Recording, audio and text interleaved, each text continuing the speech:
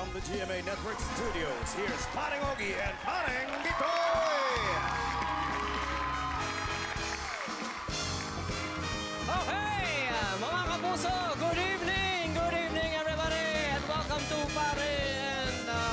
Teka, parang nag-iisa yata ako. Kuya Mel, sandali. Si Pare Milo, nawawala eh. Pare! Ano ba? Asan ka ba? Hindi, ito. Ha? Sorry, late ako. Sorry. Ayun. Pwede na. Alright. Let's do it again. Good evening sa inyo lahat.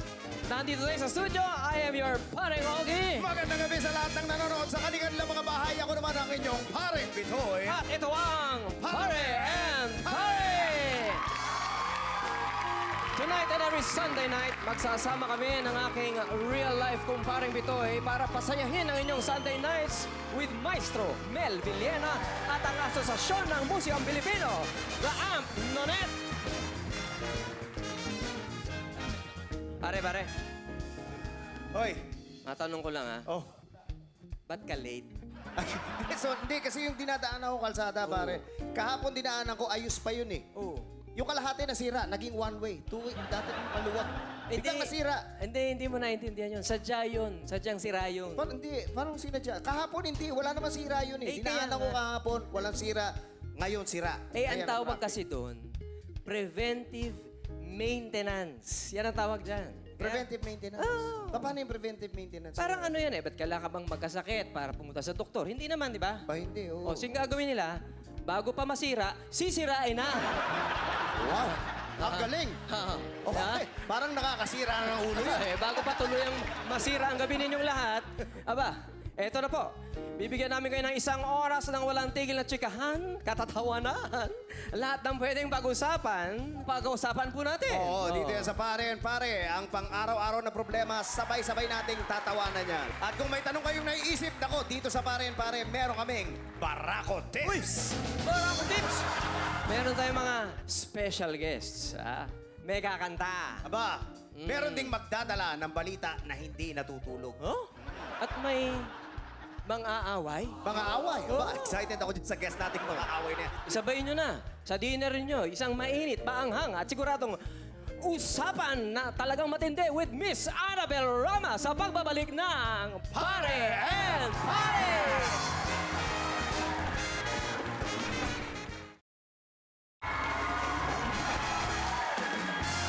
Thank you, Maestro Mel Villena at ang AMP Nonet. Nako, Kuya Mel kailangan yung intro ninyo sa susunod na guest. Kailangan magaling. Narito na siya mga kaibigan ng babaeng walang inuurungan, Miss Annabel Rama!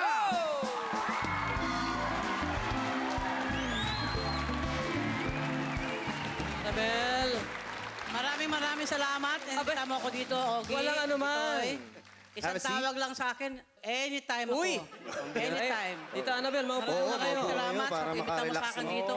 O sige, tanongin na agad Tanong na natin. agad. Ito, hindi. Medyo ano lang, primer lang. Yung hindi masyado mainit na tanong. Oo nga, kasi kilala si Tita Annabel sa pagiging matapang, mataray. Okay lang ba sa inyo na tawagin kayo na kayo yung original na kontrabida girl? Hindi ko alam. Kasi hindi ako ganun kontrabida talaga sa Never. pakuhay ko eh. Ang tingin sa akin ng mga tao, napakataray ko, napakatapang ko. Kasi, Yun nga. mga Bisaya kasi, matatapang talaga. Ayun. Pag inumpisahan. Ayun.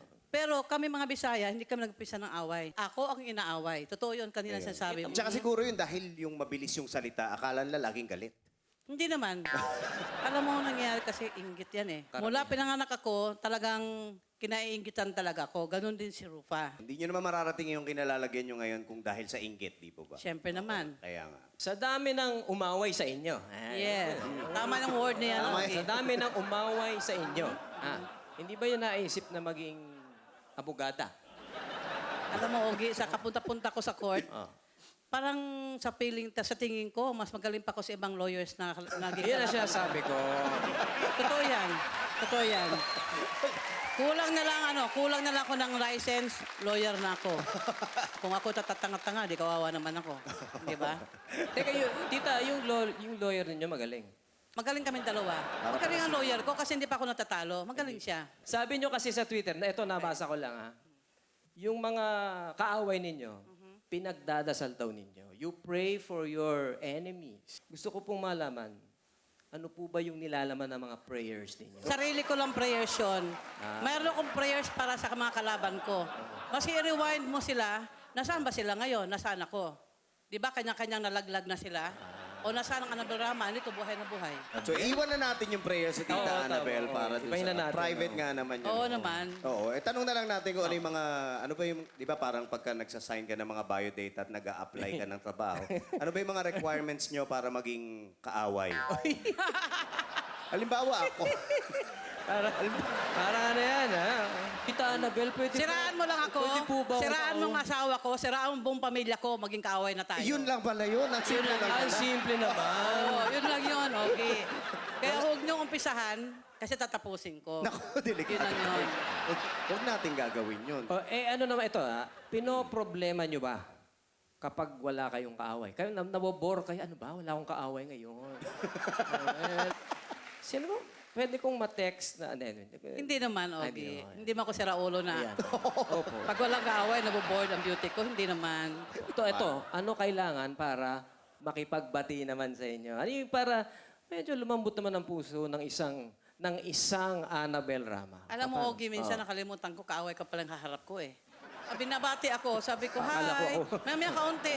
Teka, magkaaway pala tayo, nakalimutan ko. Di ba sa kasal mo? Oo Oh, di ba? ano. Nakalimutan Bakit ko. ba laging kasali ako pag may kaaway? Ay, kasi nagkataong kasal mo yon. Yun nga. Sinalubong ako, hi. Ako naman, hi. May kaunti. Di ba magkaaway tayo dahil? Sa pagkakataon bang yun, lumambot na yung puso ninyo? Siyempre naman, meron akong kaaway na talaga hindi ko pinapatawan. Pag mga simple away, hindi ko dinadasal yon. Yun pala yung technique, pare. Kailangan, tansyahin ako. Siguro makakalimutan to ni Tita Annabel na magkaaway kami. Si Simple, Tita, how are you? Please, yun na yun. Sisimplihan mo muna. Sisimplihan mo na. Oo. O, yung mga away kay Tita Annabel, ha? Oo. Tandaan nyo yung... Yun. Basta tip ako, Ogie, na- sasabihin ko lang sa lahat na nanood sa akin ngayon, ako, never ako nagpisa ng away. Kaya ako naging sumikat na palaban kasi talagang palaban ako. Pag inumpisahan mo ko dong, hindi talaga ako atras. Talagang kawawa ka talaga sa akin. Hindi kayo papayag na awayin lang. Hindi. Okay. Ayun. Hindi nakakatakot si Tita Ay, lagi ko Annabel. naman hinahamon ng suntukan eh. Hindi mo naman lumaban eh. Oo nga. Di ba? Gusto ko nga sa sambunutan na, suntukan, patapos na. Kasi sayang laway ko. Oo nga po. Ayaw ko lang ganyan dong eh. Sikalan na kagad. Alam mo ako, okay, malit pa ako. Hindi ako umakyat sa sa mga Okay, punong tanong. kahoy. Akala ko nga tomboy ako eh. Pero nakita ko yung asawa ko na walang pagkatomboy ko. Kahit sino na. Kahit naman kami. Gutierrez ba naman? Okay, Tita Annabel, may ipapakita kaming mga picture sa inyo. Okay, Sabi maganda naman, ito. kung ano ang madalas nyong pinag-aawayan nito Okay, mga okay. ipapakita namin. Okay, ito ang una. Gusto ko to. Sino ba Si yan? Rupa talaga, Si Rupa. ewan ko bakit ganon kami dalawa. Hindi kayo magkasundo talaga. Nag-uusap kami, mamaya nagsisigawan na kami. Iba-iba ang pinag-aawayan nyo. Kaunting bagay lang. Ano yung pinakamadalas? Yung palagi na lang paulit-ulit, yun na lang pinag-aawayan nyo. Pag nagka-boyfriend na siya, yun yun. Kunyari, Pag nagka-boy. hiwalay siya ngayon, wala siyang boyfriend, di ba? Pag magkaroon siya ng boyfriend, siyempre, hindi ako nakikialam. Magtatanong lang naman. Pero ang tanong ko kasi, gusto ko malaman yung background ng guy. Okay. Tapos magkaroon ka ng comment, nagagalit na siya sa akin. I'm sure Madalas, awayin din niya kayo pagka nagka-boyfriend kayo. Hindi pwede yun. Hindi pwede. Tito Eddie. Okay nga, okay. Okay, ito yung susunod, Tita Annabel. Ay. Anong madalas yung pinag-aawayan Wala, ni Richard? nagka-diskusyon lang kami pag nag-meeting kami tungkol sa project. Kasi ako manager, di ba? Apa. Project niya, gusto ko tanggapin, ayaw niya tanggapin. Tapos sabi ko, mami, nakakasira sa karir ko, para hindi bagay sa akin, ganyan. Sayang naman, ganyan.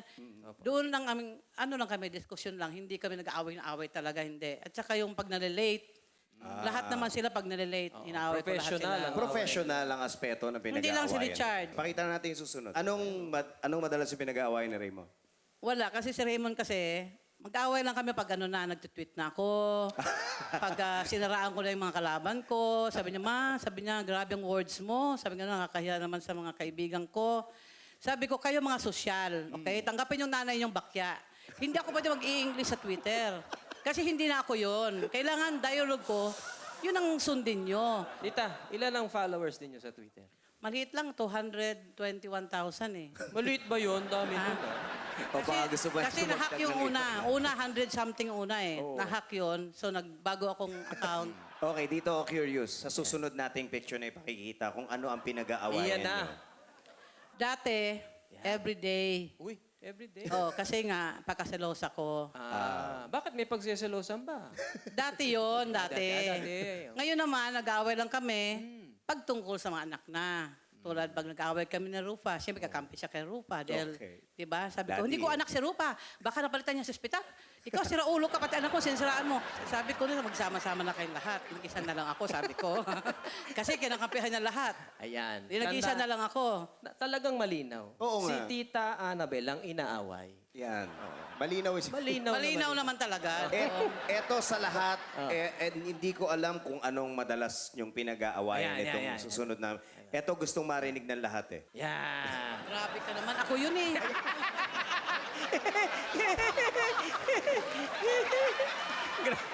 Dumating na ba kayo dun sa punto Hindi, may... Ayan. naaway niyo yung sarili niyo? Na parang, bakit ko ba ginawa yun? Bakit ko ba, Ayan. ba't palagi ako ganito? Minsan, pinagsisihan ko rin minsan. Katulad nung marami akong eskandalo, sumusugod ako sa mga bahay, binabato ko yung bahay, sinasamburutan ko yung may-ari ng bahay. Talagang nagsisisi ako. Sabi ko, ba't mo ginawa ko na parang akong sira ulo nito? Sabi ko gano'n. Pero siyempre naman, Sabunutan ninyo yung may-ari. siyempre, andun yung picture ng asawa ko sa lamesa niya, ang gusto mong gawin ko. Natatawa lang ako. Kasi sabi ko, ba't nandyan yan? Kung hindi kayo magkarelasyon, ba't nandyan yan? Di ba? Minsan, sabi ko, hindi naman worth it. Tulad ng ibang mga kaaway ko, nagsisisi ako, bakit pinatulan ko yun? Hindi naman sikat yun eh. Hindi nakatikim. Yung mga ibang kalabang ko, hindi nakatikim ng headline, hindi nakakating interview. Nung inaaway ko na, nagkaroon ng headline, interview, tapos nagkaroon ng 4,000 kanyang followers sa Twitter. Parang sisi Nakatulong talaga pa ako. kayo. Kaya nga, Tita, sa aming dalawa, ni Paring Bitoy, kung meron kayong aawayin, sinong mas gusto nyong makaaway at bakit? Yan. kayong dalawa, Ay, hindi bakit? kayo pwedeng awayin. Uy. Sa tingin ko, hindi kayo marunong mangaway eh. Hindi kayo marunong mangaway, di Wala ba? po. Puro lang kayo patawa ng patawa. Puro ganun na lang. Oo. Eh, kayong dalawa, favorite ko eh. Ay, salamat po. Pinapanood ko laging shows niyo. Ako, maraming salamat. May mga favorite din ako, siyempre naman. Tita, So, wala, hindi nyo kami aawayin. never Hindi, sure. mahal ko kayo, Dong. At hindi Grabe namin kayo aawayin ever. Dapat We love you, naman. Tita Annabel. Nakahinga We ako love naman, you, Lord. Ogie. Salamat, I love Tita you. Annabel. At Thank you so much. Kahit kayo super busy, nakarating kayo ngayon dito sa aming bagong show. Sana maging successful tong show ninyo. Ayan. Ay. Mahal ko kayong dalawa, okay? Thank you. Mahal din namin kayo, Tita Annabel. Thank you, thank you, thank you.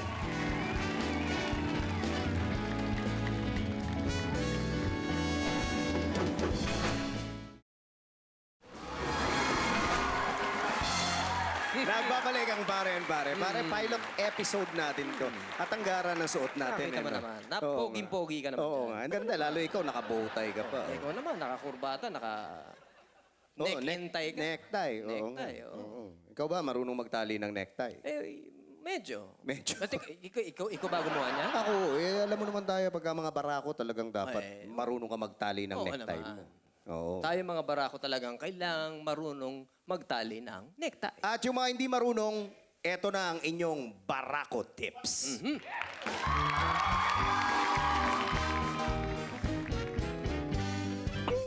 I'm Barako Papa. I'm Barako Mama. Pag may tanong kayo sa isip, meron kaming Barako Tip. Ang katanungan natin ngayong gabi ay galing kay Lemuel San Pablo. At ito ang sabi niya, Dear Barako Tips, ikakasal ang kapatid ko next week at coat and tie ang kanyang attire. Ang tanong, paano ba ang tamang pag-tie ng necktie? Hindi yan. Yan. Ang ituturo namin ngayong gabi ay kung paano gawin ang Windsor knot na tinatawag ding full Windsor o double Windsor. Dahil ito ang madalas na ginagamit ng mga barako sa mga formal na okasyon kagaya ng kasal. Sabi sa Wikipedia, ang Windsor knot daw ay pinangalan kay King Edward VIII na naging Duke of Windsor noong 1937. Pero may mga chismis na ang nag-imbento nito ay ang tatay niyang si George V. Ito ang gagamitin sa pagtali ng necktie. Tie at neck. Tandaan, kung wala kang neck, hindi ka pwedeng mag-necktie. At pag nag-necktie ka na wala kang leeg, mukha kang tanga. Simulan sa pagsampay ng necktie sa leeg, siguraduhin mas mahaba ang malapad na dulo kaysa sa makitid. Ipatong ang malapad sa makitid. Padaanin sa likod at palusutin sa gitna. Hilahin ang mahigpit papunta sa inyong kaliwa. Padaanin sa likod at palusutin sa harap. Hilahin ang mahigpit papunta sa kanan. Sa ngayon, mapapansin nyo na ang nabuong matigas na tatsulok na magiging hulmahan ng buhol ng necktie. Padaanin ang maluwag sa harap. Padaanin sa likod, palusutin sa gitna at isuksok sa maluwag na harap. Ngayon, pwede mo nang ayusin ang buhol at higpitan. Nang tamang-tama lang. May additional Barako points kung may dimple sa ilalim ng tatsulok at sakto ang haba ng necktie mo. Pag masyadong maiksi, mukha kang buyoyong. Pag masyadong mahaba, hindi nakikita ang sinturon. Sayang naman kung ang belt buckle mo ay ganito. At ngayon, Lemuel, marunong ka nang magtali ng necktie. Pwede ka nang umaten sa kasal ng kapatid mo. Pwede mo rin itong gamitin sa ibang formal na okasyon, kagaya ng business meeting, debut, interview, formal boxing, at higit sa lahat, sa burol mo. An eye for an eye, a tie for a tie.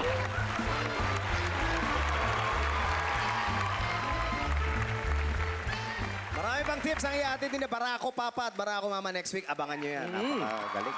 And Pare is proud to have as our first musical guest, the ginseng to my 4-in-1, the music of my life, Asia's songbird, Miss Regine Velasquez Alcacid. Okay, congrats, Mare. Pero huwag ka muna umalis dahil samahan mo kami para batiin Uy. ang ating birthday celebrant for this week. Oo, for this week, ang ating birthday celebrant ay walang iba kundi si... Ano ba? Nanay Lolit Solis of Startup. She Oy. turned 65 today. Oy, Manay Lolit hindi halata. Parang 64 lang. O, hindi pa tayo tapos. Ngayong gabi, sisimulan na rin natin ang makapatid, litid, at buwis buhay na hamon Ay. kay Mrs. A. Ito ang Happy Birthday Challenge! Yan. Simple lang ito, Mare. Kailangan mo lang kantayin ng Pare and Pare Happy Birthday song at pagdating do sa last note, dapat mong i-hold ito as long as you can. Kasi Kuya Germs, merong walang tulugan dito naman, walang hingahan. Ang tanong, can you hold that note? Uy! Are you ready? Mrs. Regine Velasquez Alcacid. Okay, I will try. All right. Maestro? Happy birthday to you.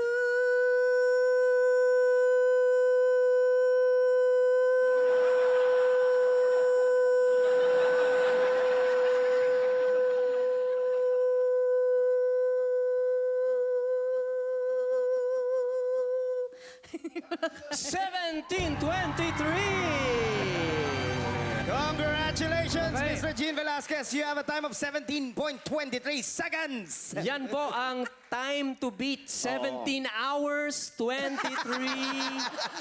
minutes, 17 seconds na. Ito naman si Dinadagdagan. paring Ogie. Magbabalik ang Pare and Pare!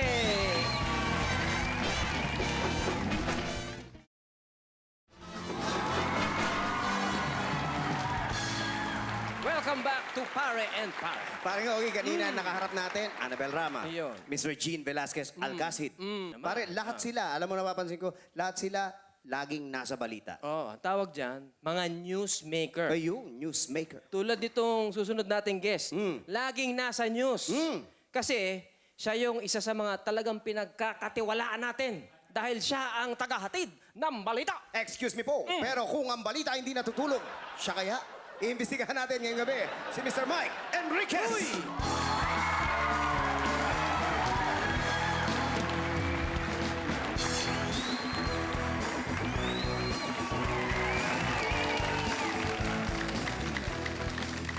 Mawalang galang na po, Kuya Mike. Eh, iba yung kanta eh. Oo nga, Mike Hanopol. Mike Hanopol yan eh. Mike Enriquez. Welcome to the show. Welcome po, Sir Mike. Excuse me po.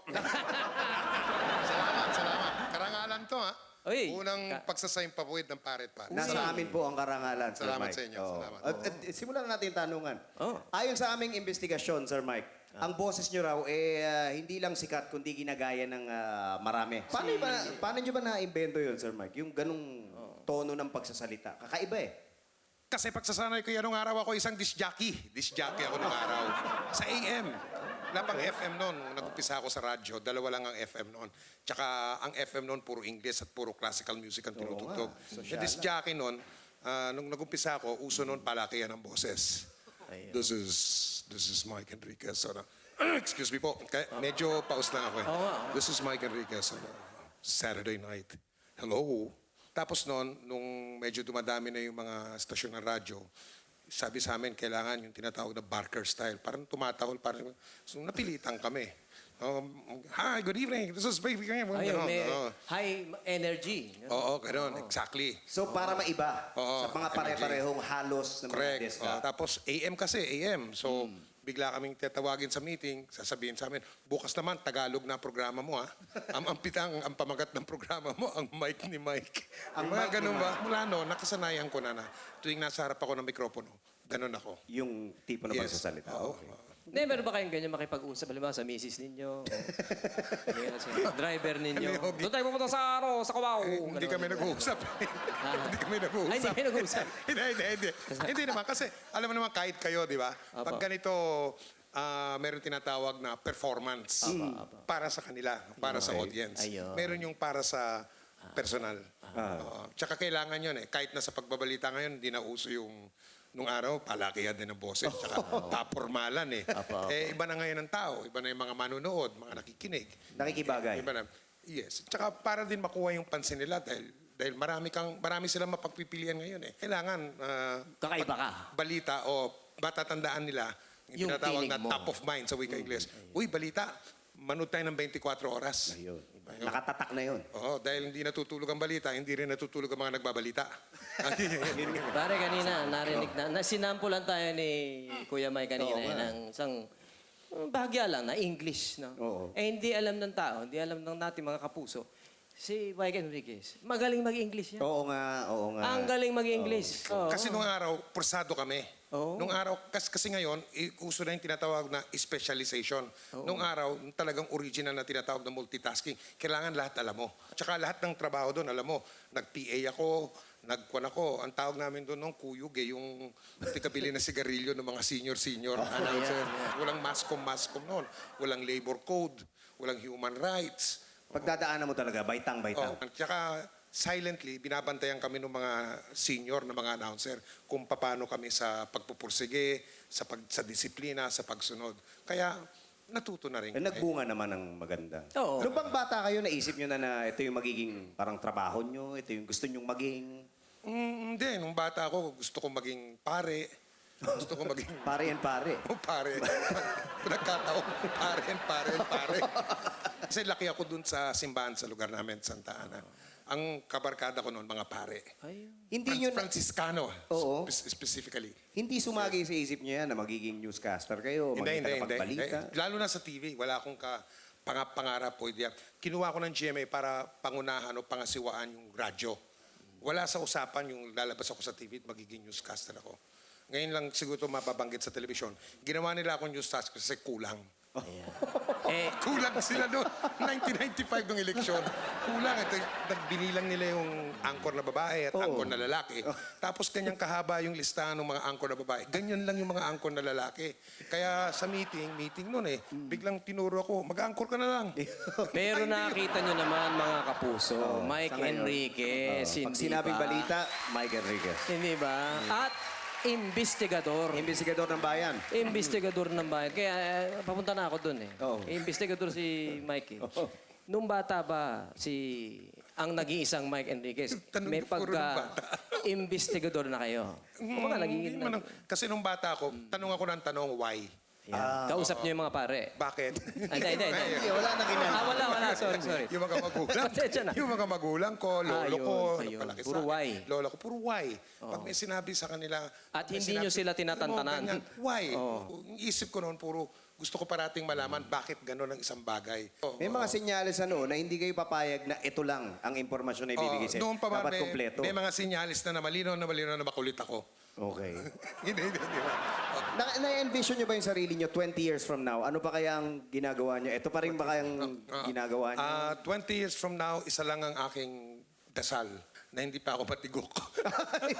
Hindi. 20 years from now, ang dream ko, hindi lang 20 years from now, siguro mga ilang taon na lang mula ngayon. Ang dream ko is, ito totoo ito, ipapasa ko lahat ng ito sa isang grupo ng mga mamamahayag Aha. na mas bata, mas matalino, mas malakas, hindi ba?